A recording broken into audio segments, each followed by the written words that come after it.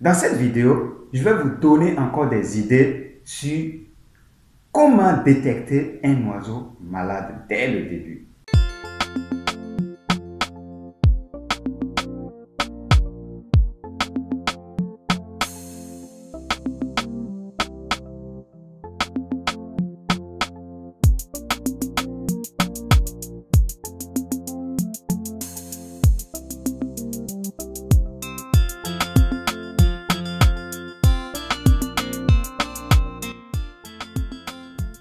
Très chers amis agriculteurs, bonjour et bienvenue sur cette chaîne.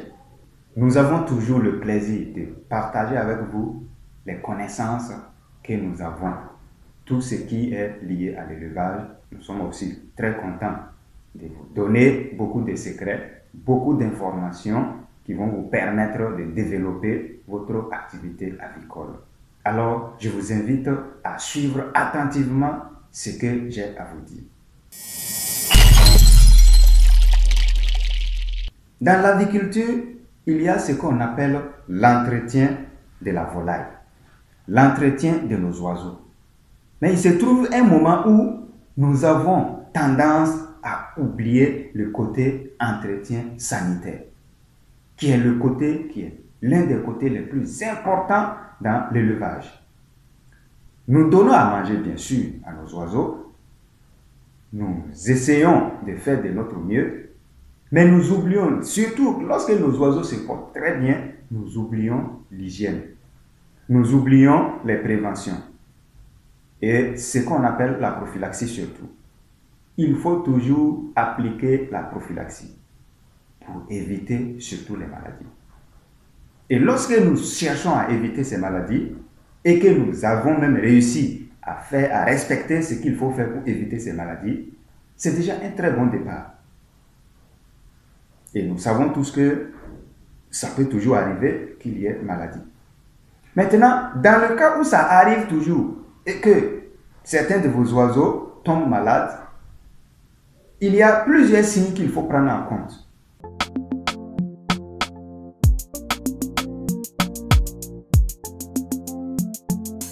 Il y a des périodes dans l'année où c'est une période très dangereuse, une période, j'allais dire, rouge, pour les éleveurs parce que c'est la période des épidémies et surtout la période où il y a des vents qui soufflent un peu partout et qui soulèvent la poussière ou bien les périodes humides. Donc, à partir de ces périodes, il faut être très attentif. Il faut toujours vous fier au comportement de vos oiseaux, surtout quand ils sont encore au démarrage, à la phase démarrage. Donc, lorsque vous voyez votre poussin ou votre poule adulte qui ne se déplace pas assez, pourtant ça se faisait avant, il courait partout, il grattait partout, il faut déjà avoir l'œil sur lui. Vous allez constater que l'oiseau qui commence à tomber malade, il mange peu. Sinon même, il ne mange pas.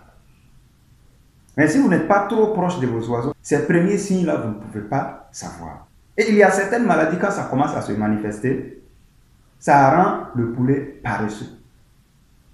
Il ne se déplace plus comme avant, il ne court plus comme avant, et il commence à se renfermer sur lui-même. Vous voyez même que le plumage change. L'aspect même du plumage change. Et là, il faut déjà savoir qu'il y a un problème. Et dès que vous commencez à voir ces premiers signes, il faut isoler l'oiseau. Donc ça, c'est la première action à faire. Et vous allez constater que le poulet, à un moment donné, vous allez constater que la fiente commence à être liquide. Vous allez sentir que le poulet lui-même, quand il picore un peu, il abandonne et il est toujours seul parce qu'il ne peut plus avoir l'énergie nécessaire pour suivre les autres. Alors, ça, c'est un signe. Maintenant, les vrais signes commencent lorsque le virus ou encore la bactérie est déjà bien installé. Et en ce moment, il y a plusieurs maladies virales qu'on ne peut pas trouver un traitement du côté moderne pour ces oiseaux. Et vous voyez qu'en ce moment, c'est trop tard. Mais si vous suivez bien, ce sont ces signes, les premiers signes, lorsque vous les détectez à temps, ces oiseaux, il y a une forte chance de pouvoir les récupérer. Et j'avance encore, il y a certaines maladies, lorsque ça commence à se manifester maintenant, si je prends le cas de la maladie de la coccidiose du côté des poussins ou des poulettes, là, avec la coccidiose, il y a la diarrhée. Et vous savez que ça, c'est une maladie causée par une bactérie. Quelle est la question qu'il faut se poser dès ce moment? La question ici, c'est comment c'est arrivé? Et déjà, est-ce que je n'ai pas raté un moment l'hygiène? Ou bien l'aliment même a été contaminé? Mais comment? Donc cette maladie de la coccidiose qui est provoquée par les protozoaires appelés coccidie, qui est généralement une maladie causée par un manque d'hygiène dans votre poulailler. Donc si je prends l'exemple sur cette maladie, vous voyez déjà que le poulet va commencer à faire de la diarrhée. Et cette diarrhée-là, lorsque ça atteint, la maladie atteint le stade critique, cette diarrhée est accompagnée de sang. Et le poulet a des difficultés même pour respirer. Vous ne pouvez pas aussi conclure directement que c'est la coccidiose tant que vous n'avez pas au moins 3 signes. Donc le conseil que je vais vous donner ici, on voit souvent les gens sur les réseaux sociaux, les gens balancent un poulet qui est frissé comme ça, renfermé sur lui avec le plumage bizarre. C'est quelle maladie? Aidez-moi. Je vous assure, très chers amis agriculteurs, en ce moment, on ne peut pas totalement vous aider.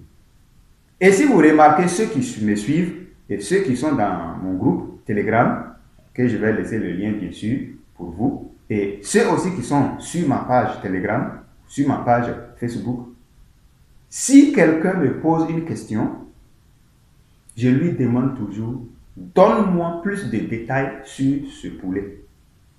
Qu'est-ce qu'il manifeste? Parce que vous-même, nous-mêmes, lorsque nous sommes malades et nous nous rendons à l'hôpital, qu'est-ce que l'infirmier fait? Il nous pose des questions sur ce que nous manifestons. On dit ça et maintenant, il essaie de faire un diagnostic. Et on fait également le test de palud pour savoir si réellement les signes que tu as montrés, il y a des signes déjà qui ressemblent aux signes de paludisme. Alors on fait un test pour voir si réellement ce n'est pas positif. C'est comme ça qu'il faut procéder. Donc on ne peut pas se lever, prendre un seul signe et dire non, voilà, il s'agit de telle maladie. Si c'est ça, alors vous allez administrer un traitement d'une autre maladie à la vraie maladie. Alors, et en ce moment, ça ne sera pas efficace. Et vous savez que chaque maladie a son produit. Donc, évitez surtout de vous baser sur un ou deux signes et commencez déjà à dire non, il s'agit de telle maladie. Il faut rassembler au moins 3 signes.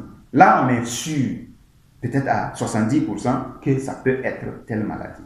Parce qu'il faut noter qu'il y a des signes, les maladies aviaires, il y a plusieurs signes qui se ressemblent, surtout les premiers signes. Ça se ressemble. Des signes de différentes maladies, bien sûr. Donc, la seule chose, le conseil que je vais vous donner, il faut détecter ces signes, premièrement. Deuxièmement, lorsque vous voyez déjà un premier signe apparaître, pendant au moins 12 heures ou 24 heures, il faut déjà isoler l'animal. C'est très important.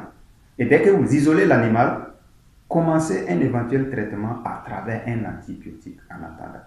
Et vous faites appel maintenant à votre vétérinaire.